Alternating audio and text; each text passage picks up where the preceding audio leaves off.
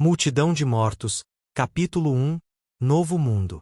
O mundo tornou-se um caos completo, com devastação e morte a cada esquina. Havia uma sede mortal pela sobrevivência. Rodeado de zumbis, estava um jovem franzino, usando óculos, com um facão na mão tentava se defender. Os mortos que investiam contra ele só morriam com a destruição de seu crânio. Suas escassas forças estavam acabando, mas nem por isso esse pesadelo estava perto de terminar. Estava no colégio, onde costumava ir todos os dias. Já era tarde, as portas estavam fechadas. O professor fazia um resumo sobre um assunto chato para ser discutido, algo terrivelmente entranhado no politicamente correto. A aula não cativava sua atenção, queria sair dali. Apesar de ser considerado um bom aluno, cansava-se de muitas das coisas solicitadas pelos professores, que não tinham como função ensinar, mas desperdiçar o tempo. Nas horas vagas, escrevia alguns artigos e poemas. Por isso era encarado como poeta. Rapaz mediano, franzino, pele clara, cabelo cortado baixo. Foi quando, de repente, notou que a porta se abriu. Estava acompanhado de muitos colegas que também estudavam o segundo ano do ensino médio. Observou que 3 pessoas entraram rangendo os dentes e gemendo irracionalmente. Espantou-se quando elas, já cobertas de sangue e restos mortais, investiram contra os alunos de forma brusca. Aos poucos, sem acreditar, seus tímidos olhos se depararam com a desgraça instituída em um novo mundo. Os invasores não só mataram como estraçalharam os corpos de 2 alunos, que estavam no pátio da escola, antes da porta se abrir. Houve, então, um corre-corre desgraçado. Caos e a sirene do colégio infestavam sua mente. Tentou recuar quando notou a aproximação ameaçadora de um deles, mas acabou caindo no chão. O seu amigo, Valdenilson, que se sentava à sua frente, conseguiu empurrar a ameaça para longe, porém houve uma nova investida. Leu nas faces de todos os alunos que estavam apavorados, sem saber o que diabos estava acontecendo. O professor tentou, amigavelmente, controlar a situação, mas caiu no chão quando uma das criaturas o agarrou pela garganta, e os algozes se juntaram para tirar sua vida ali mesmo. Logo, a maioria dos alunos saiu da sala assombrados. Porém o jovem, com o nome de Breno, seu amigo Valdenilson e alguns outros não conseguiram passar por conta dos devoradores que ocupavam a porta. Os inimigos pareciam zumbis, um retrato de algo antes ligado à ficção, que agora se tornava real. Os novos zumbis assassinos eram muito diferentes daqueles que eram controlados por uma patrulha de pensamentos. Eles matavam de forma instintiva e tinham sede de sangue em suas gargantas. A morte estava estampada em seus rostos deformados e sem vida. Breno, nós precisamos sair daqui, exclamou Valdenilson, atemorizado. Era um jovem negro, cabelo crespo, lábios grossos e possuía olhos de cor escura. Eu sei, respondeu Breno. Ao seu lado estava Aline, uma jovem que chorava caída no chão. Estava apavorada pela situação presente e se fosse deixada ali, provavelmente, morreria. Tinha uma estrutura formosa, longos cabelos que enfeitavam seu rosto. Eles estavam como pássaros numa gaiola, rodeados de predadores ferozes que almejavam aniquilá-los. Breno estava ansioso. Sabia que tudo o que estava se passando era real. Tudo que ele tinha visto nos filmes de ficção era mais do que verídico, era presente. Pegando a mesa na qual estava sentado, Breno reagiu, atingindo uma daquelas pessoas na cabeça. Percebera quando apareceram na porta que ou estavam loucas ou estavam mortas. Não havia ali apenas sinais de loucura, o que levou todos a acreditarem na segunda opção. Conseguiram expulsar os 3 da sala, depois de golpeá-los. Eu sei que pode parecer loucura, mas não podemos permanecer aqui. Valdenilson estava segurando a porta, e depois de um tempo foi realista. Eles são muitos, quanto mais ficarmos, mais se acumularão nesta porta. E haverá um momento que ela não irá mais suportar. Estive pensando nisso. Devemos sair, mas devemos ser rápidos. Respondeu Breno, ciente dos perigos por trás daquela espessa camada de madeira que os protegia. Eu me recuso a sair daqui, retorquiu Clara, uma das colegas de classe. Era uma menina de personalidade forte, um tanto orgulhosa para reconhecer quando estava errada. Fazia oposição aos pensamentos de Breno. Era alguém que não se deixava dominar nem pelas circunstâncias, como uma tartaruga, presa ao seu casco de consciência.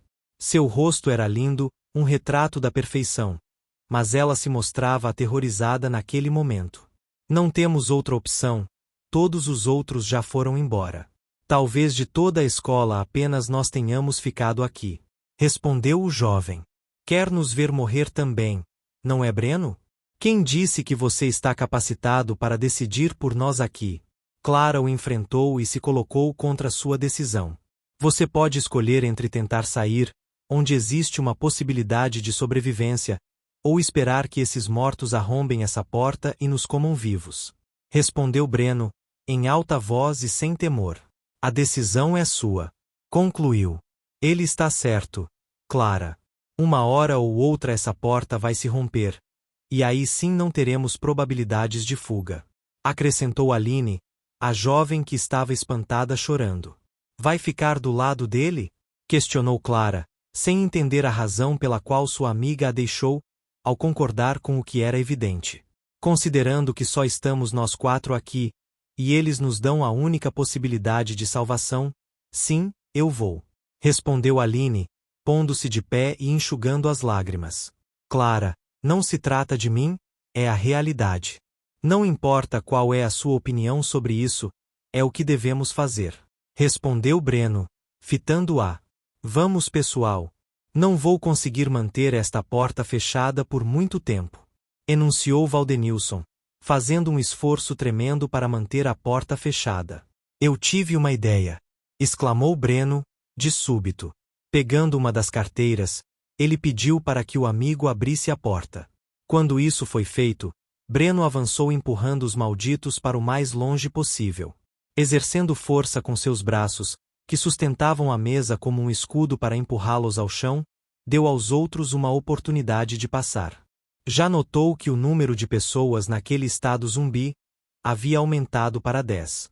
Alguns deles eram alunos, mas a grande maioria professores. Vagando pelos corredores do colégio, os quatro consentiram em permanecer juntos até a saída. Adentrando a biblioteca, em busca de algo para sua defesa, Breno encontrou um pedaço de pau com uma ponta. Valdenilson fez o mesmo na sala da rádio. Conseguiu, porém, encontrar apenas um violão. Seria cômico, se o momento fosse oportuno. Será que vai tocar esse troço agora? Satirizou Breno, esboçando um riso. Não é o momento para gracinhas. Respondeu o jovem, enquanto desferia um violento golpe nos inimigos que se aproximavam. Vamos ficar unidos, assim podemos sair rapidamente. Clara articulou. Ainda no pátio, travaram uma luta insana com inimigos que a todo momento ameaçavam cercá-los. Todos atacavam para não morrer. Breno, a droga do portão está fechado. Exclamou Clara, desesperada. Vamos ter que encontrar as chaves. Retrucou Valdenilson, persistente na peleja contra os que ainda restavam no pátio. A luta incessante era para expulsá-los dali, a fim de que pudessem planejar um meio de se salvaguardar e sair. Mas, principalmente, o porteiro. Comentou Breno a fala de seu amigo e afirmando que, àquela altura do campeonato, o porteiro tornará-se também um dos malditos. Fiquem aqui, murmurou Clara, decidida a ir, sozinha, buscar as chaves. Não. Aonde você vai? Questionou Breno, ao segurá-la pela mão. Nós precisamos das chaves, não é? Ironizou a moça, num tom de independência. Vou com você. Respondeu Breno, dando mostras dos sentimentos que escondera durante tanto tempo. Era uma péssima hora para falar em amor. O jovem sabia disso, mas diante o desespero de morrer ou de ver o seu amor tragado, se dispôs a revelar o que sentia, naquele ato de coragem. O silêncio falou por Clara que, a princípio, não quis se mostrar indiferente com o garoto que podia ajudá-la a sair de lá.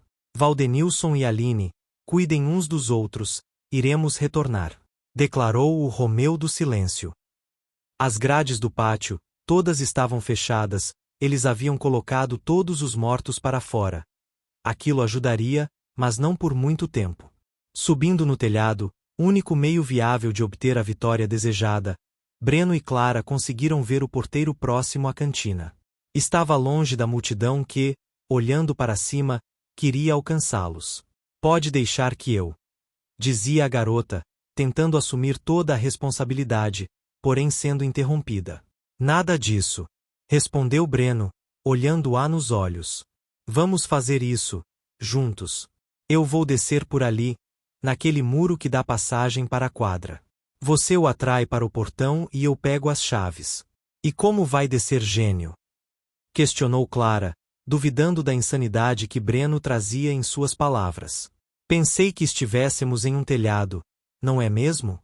Ironizou o moço se preparando para o salto. Foi caminhando cuidadosamente por cima das telhas. O sol atrapalhava um pouco a sua visão, que já não era lá essas coisas, devido à miopia que este tinha. Mas ele não parou. Chegando próximo ao destino, olhou para o chão e teve medo. Não se trata de mim, é a realidade. Recordou-se das palavras que havia proferido. As mesmas que o obrigavam a executar determinada missão. Saltou, caiu no chão de pé, visto por Clara que acompanhava aquela loucura. Sentiu uma dor no tornozelo. Não andaria como antes, porém, ainda tinha uma missão. Clara retirou uma das telhas, lançou contra a multidão, na direção em que Breno estava ante o portão. Ela conseguiu atrair a atenção de quem queria. O porteiro zumbi se direcionava até o local, com as tão desejadas chaves que lhes dariam a valiosa liberdade. Estava atrás das grades do portão que dava a saída do colégio para a quadra. Breno bateu nas grades e o atraiu. O esquema tinha dado certo. O porteiro investiu contra o portão no intuito de agarrar o jovem. Pegando avidamente as chaves, Breno se afastou do portão, percebendo outro problema. O grupo de mortos também tinha ouvido os seus barulhos e amontoava-se no portão na tentativa passar. Aquilo representava um perigo, o clima tornou-se hostil. Os mortos isolados tinham uma determinada força, mas isso não podia ser comparado à ferocidade que deixavam exasperar quando estavam em rebanho, como animais. A união faz a força. Se Breno não se ausentasse dali, ela faria mais força, causando sua morte. O que antes eram integrantes daquele corpo colegial, agora eram coisas sedentas de sangue. Tinha que subir o muro o mais rápido possível, mas não tinha forças. O tornozelo doendo bastante, já estava perdido. Não, eu não posso nadar todo este mar e morrer na beira da praia. Pensou consigo. Mãos sobre o muro, vontade de se safar daquela situação, um grande exército de demônios que comiam gente. Aquilo parecia um sonho ou o ápice da loucura. Breno só tinha força suficiente para uma investida. Tinha que fazer bem feito ou então já era. De repente, o portão começou a se romper.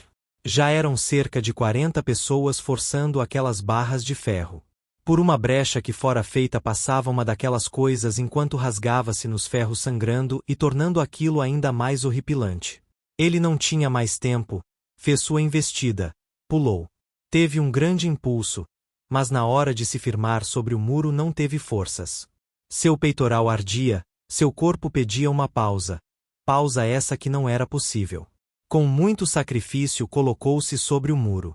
Com o tornozelo ficando ainda pior, subiu, enquanto as coisas já passavam pelo portão. Atirou-se bruscamente sobre as telhas, com sorte de que elas não se quebraram.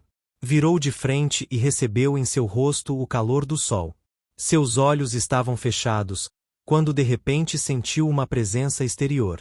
Olhando, viu um lindo rosto sorrindo de alguém para ele. Era o mais belo gesto de agradecimento que este desejava receber. Você conseguiu? Clara disse extasiada, segurando-o pela mão. Quase que não, replicou ele. Ajudando-o a ficar de pé, em cima do telhado, ela olhou o seu rosto e, como forma de agradecimento, deu-lhe um beijo, rápido e sagaz. Ele não podia compreender aquela rápida mudança. Contudo, ficou satisfeito.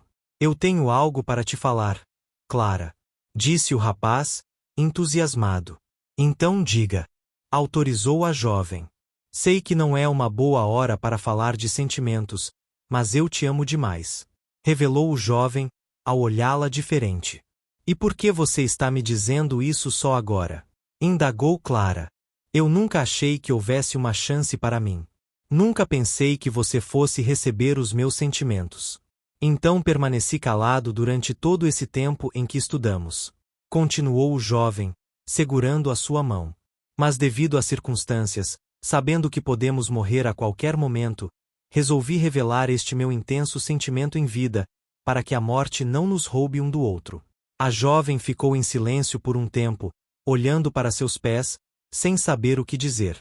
Seu espírito estava incomodado demais com aquele caos, para se entregar às primícias do amor. O mundo já não é mais o mesmo. Não sei se encontrarei minha família quando sair daqui. Muitas coisas aconteceram. Tudo isso me deixou profundamente abalada. Sabe? Eu não sei se posso amar alguém. Respondeu a jovem, desencorajando o rapaz, porém, sendo sincera. Clara, pensa um pouco. Eu posso ir com você? Disse Breno. Para onde? Perguntou a jovem. Aonde você quiser. Eu posso dar a minha vida por você.